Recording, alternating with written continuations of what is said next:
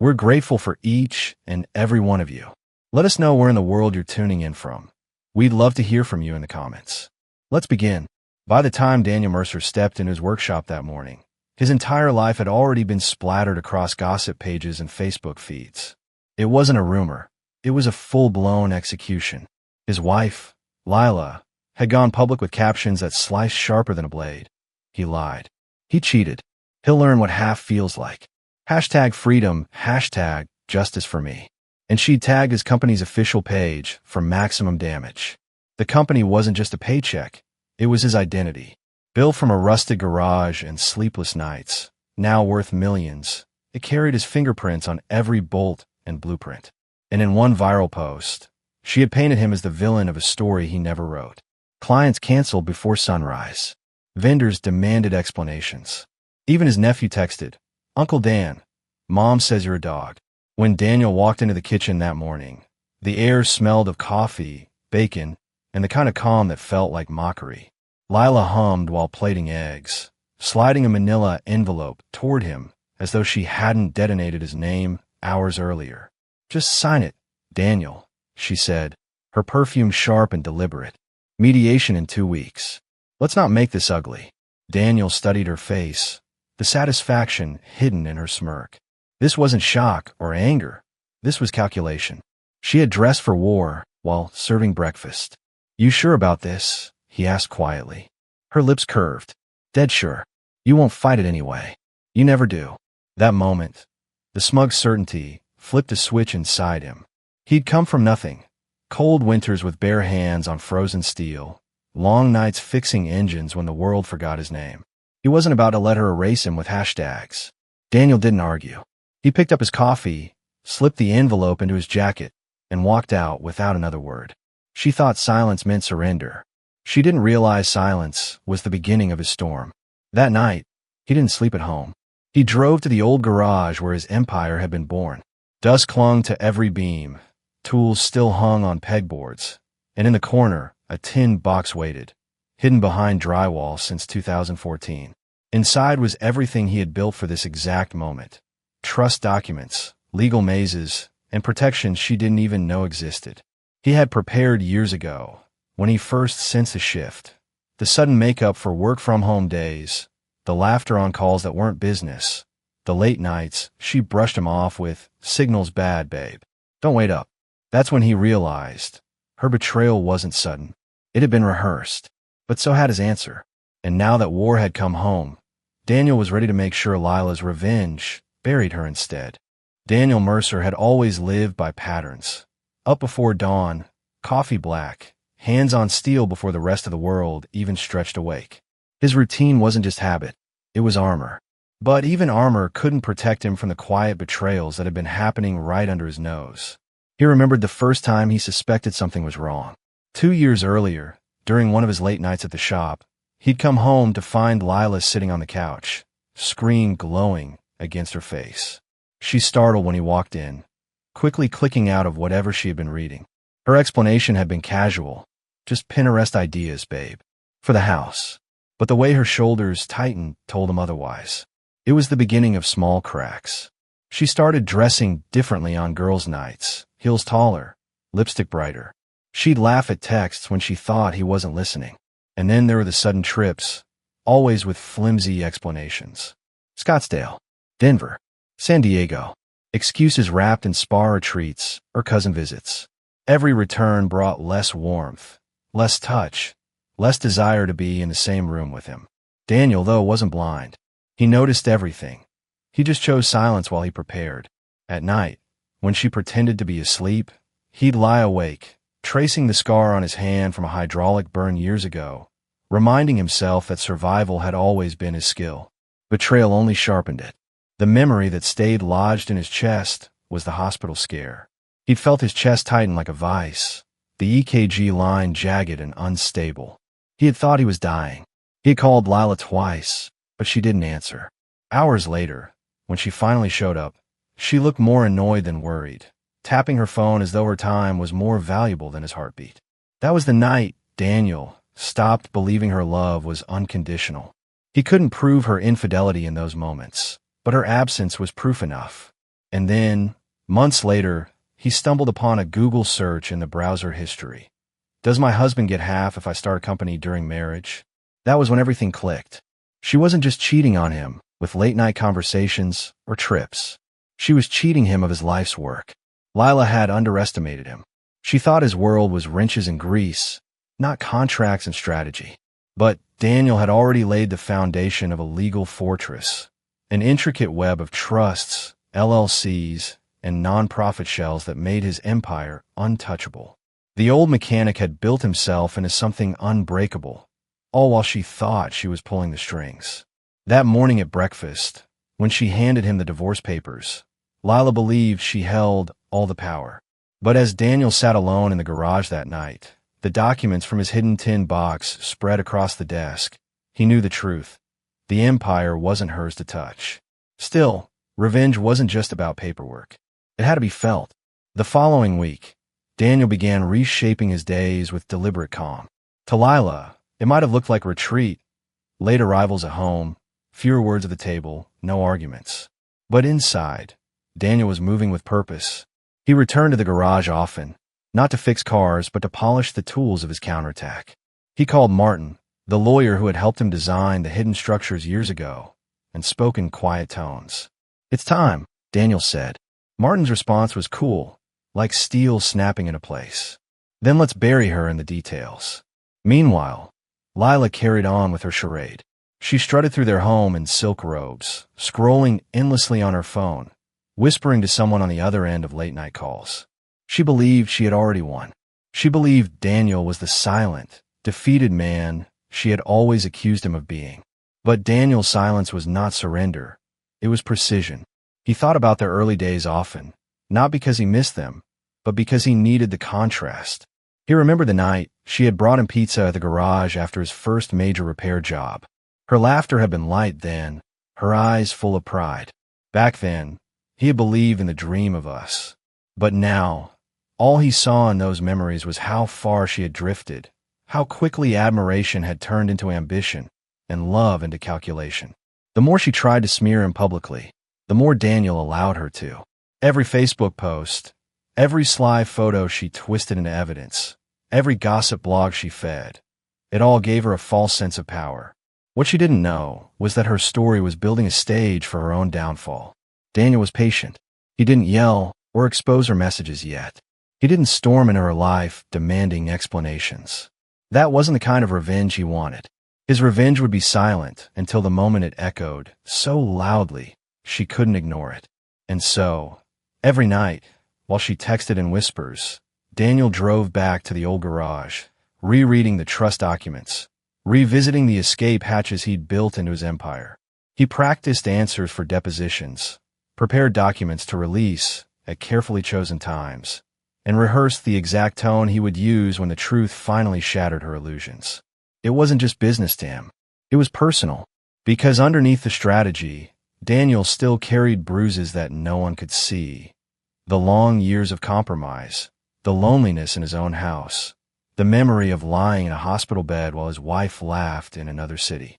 His revenge wouldn't be dramatic screaming or broken glass. It would be the moment Lila realized everything she thought she was taking had never been hers to begin with. By the end of that week, Daniel no longer saw her as a wife. She was an opponent, one who didn't even realize she had already lost. And when the courtroom lights flickered on for the first hearing, Daniel Mercer walked in not as a broken man, but as the storm she never saw coming. The courthouse smelled faintly of paper and polish, the kind of sterile atmosphere where lives were dissected into exhibits and transcripts. Daniel Mercer walked in wearing his old leather boots, the same pair he'd worn when he opened his first shop. His presence wasn't flashy, but it carried weight. He didn't need a tailored suit or polished lines. He had truth wrapped in steel. Lila, on the other hand, entered like she was stepping onto a stage. White blouse tucked into a navy skirt, heels clicking sharp against the marble, her lawyer at her side, exuding confidence. Cameras from local reporters angled in their direction, and she gave them the faintest smile, one that screamed, "I'm the wronged wife fighting for justice." To anyone watching, she looked like the hero of this story. But Daniel knew better. And soon, so would everyone else. The first motions were formalities, dividing calendars, reviewing requests. Lila's attorney started with broad strokes, painting her as the backbone of Daniel's success. She stood by him, the lawyer said, his voice loud and theatrical. She supported him when he had nothing, and together they built an empire. She is owed half of everything because it was forged during the marriage. Daniel sat still, listening, not flinching. He let the story play out because patience had always been his strength. Then came the photos. Lila's lawyer slid glossy prints across the table. Daniel sitting at a restaurant with a young woman. A blurry angle, cropped to hide the crowd, making it look like intimacy. Proof, the lawyer said, of his betrayal. Lila smirked, eyes glinting with satisfaction. Daniel leaned forward, his voice calm but pointed. That woman is Emily Green, one of my junior managers. That night, 12 of us sat at that table after a company training session. Your client chose to crop out the other 11 people to fabricate a story. The judge raised a brow. Do you have evidence of that, Mr. Mercer? Daniel nodded. His attorney slid forward a time-stamped photo taken by another employee that same night. It showed the full table, plates, laughter, colleagues. The judge studied the contrast between the two pictures, then looked toward Lila. Her smirk faltered. That's the problem with editing reality, Daniel said softly. The truth tends to leak through. The courtroom shifted. A low murmur spread among the observers. But Daniel wasn't done. He let the silence stretch before speaking again, this time with the weight of every sleepless night behind his words. Your Honor, my wife accuses me of betrayal. But betrayal cuts both ways. While she was posting hashtags about justice, she was taking late-night trips to Scottsdale and San Diego. She told me they were girl retreats. But I've gathered records, hotel receipts, room service sign under another man's name, calls logged at 2 in the morning. Her betrayal wasn't a rumor. It was routine. Lila's face flushed, her carefully crafted confidence cracking. That's not, she began, but her lawyer pressed a hand to her arm, urging silence. Daniel's lawyer handed over the records, printed receipts, phone logs, flight confirmations. Evidence Daniel had kept quiet for months, waiting for the right moment. The judge skimmed the papers, expression unreadable. Mrs. Mercer, he said evenly, is there a rebuttal to this documentation? Her throat tightened, lips parting, but no words came. For the first time, she looked cornered, not the star of her story, but a character caught in her own trap. Daniel didn't gloat. He didn't raise his voice. He simply leaned back in his chair, steady, the picture of a man who had carried betrayal long enough to turn it into weaponry. This isn't about who loved harder, he said. It's about who chose deception. She painted me as a cheater in public, while hiding her own. She tried to strip away what I built while she was already giving pieces of herself to someone else. The judge studied both sides, then turned the conversation toward the company. That was the battlefield Daniel had prepared for years.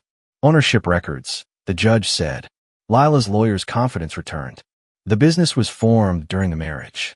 Naturally, half belongs to my client. Daniel allowed himself a thin smile. He gestured toward Martin, the quiet, razor-sharp attorney who had been his shadow through all of this. Martin slid a series of documents forward with surgical precision. Your Honor, Martin said, his tone calm and almost bored, the company is not marital property. It was transferred years ago into a nonprofit trust. Mr. Mercer is listed only as an advisor. No equity, no ownership, no beneficiary claim.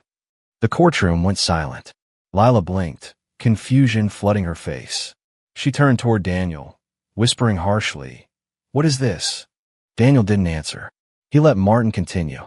These documents, notarized and filed, show that any attempt to claim marital assets triggers an automatic freeze, reviewed by an independent board in Vermont. Furthermore, your client signed a spousal waiver in 2016 acknowledging she had no claim to the business. The judge looked down at the waiver, pink gel pen signature, dotted with a heart over the I in her name. Her own handwriting stared back at her, undeniable. Her lawyer stammered. That was symbolic. She didn't understand. She requested a PDF copy for her scrapbook. Martin interrupted smoothly. He slid an old email across the table. Subject line, just in case I ever want to frame it. The judge's lips twitched, the faintest trace of a smirk. He closed the file, eyes moving between the two parties. "Mrs. Mercer," he said slowly, "you came here expecting half an empire. From what I see, you're standing outside a locked gate." Lila's chest rose and fell rapidly, panic flickering beneath her polished exterior. For the first time, the confidence she had weaponized in public dissolved. She wasn't the betrayed wife anymore. She was the betrayer caught in the spotlight. And Daniel Mercer, the man she had underestimated, had just turned her revenge into her downfall. But this was only the beginning. The next hearing would determine everything. Not just property, not just dignity, but the legacy of the empire Daniel had built. And he was ready to deliver the final blow. The air in the courtroom on the final day felt heavier, as if every word spoken would carry the weight of judgment. Reporters had lost interest after the last hearing, but for Daniel Mercer, this wasn't about headlines. It was about ending the war his wife had started with one smug social media post. Lila entered late, her usual confidence shaken. She wore black this time, as though dressing for her own funeral. Her lawyer whispered strategy, but she barely responded. Daniel noticed her fingers trembling as she adjusted her skirt, her gaze darting toward him and then away. The woman who once staged herself as the heroine of betrayal now looked like someone waiting for an inevitable verdict. The judge began without ceremony. "We'll resolve this today," he said firmly. "I have reviewed every document submitted. Ownership structures, spousal waivers, financial transfers, all accounted for. Mr. Mercer, your preparation is thorough." His tone softened slightly, almost with respect. Impenetrable, even. Lila's attorney attempted one last desperate strike. "Your Honor, surely you can see this structure was built with intent to conceal marital property." The judge cut him off. "Counselor, what I see is a legal framework established years before any divorce discussions. Your client signed acknowledgments, waived rights, and even requested copies of those documents. Intent is irrelevant here. She forfeited her claim long ago." Silence echoed across the room. The gavel hadn't even struck yet, but everyone knew what had just been said. She had nothing. Daniel could have stopped there. He had already won. But revenge, true revenge, wasn't about shouting victory. It was about leaving her with the full realization that she hadn't just lost the battle. She had never stood a chance. He leaned forward slightly, his voice low but steady. "Your Honor, before we close, I'd like to submit one more exhibit." Martin slid a thin folder forward. Inside was a single photograph from the early days of their marriage. Daniel in grease-stained coveralls, Lila laughing beside him at the grand opening of his first garage.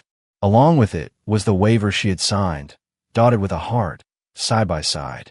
"This," Daniel said, his voice tight with emotion, "is the difference between who we were and who we became. I built something out of nothing, and she thought she could destroy it with a story. But all she destroyed was herself." The judge studied the papers, then nodded. "Exhibit accepted. Judgment stands in favor of Mr. Mercer. This case is concluded." The gavel finally struck, sharp and final.